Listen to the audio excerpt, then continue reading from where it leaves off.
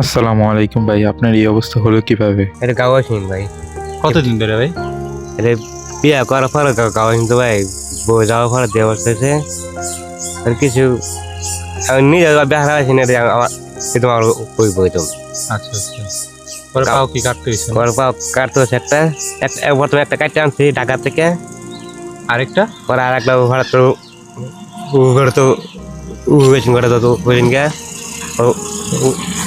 উড়া করার করতে কাটতে আনতে কাটতে আনতে। আপনার ফ্যামিলিতে কে কে আছে? আমার ফ্যামিলিতে মা আছে, বাবা আছে, ভাই আছে, বোন আছে।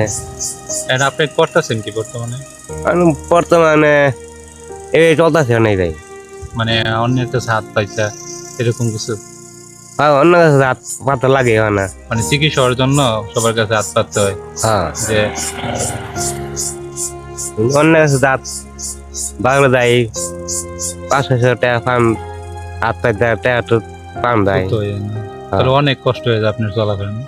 কষ্ট হইতে বা শিশু পাইতে লাগে বাজার টুরে আমি না বলছি রিক্সাটা তো পাইলে কেউ যদি নিয়ে যায় তাহলে আপনি যান না, হ্যাঁ।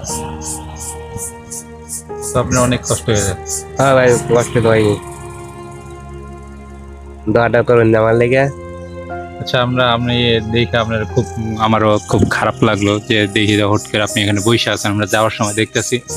তো আমরা চাচ্ছি যে আপনার আর্থিকভাবে একটু সহযোগিতা করার জন্য।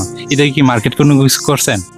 মার্কেট আর কিছু করছি না, এই যেমন তুই মার্কেট করছি 2টা লুঙ্গি, 2টা শার্ট, একটা গঞ্জি। আচ্ছা আচ্ছা, আপনার আমি কিছু দিচ্ছি।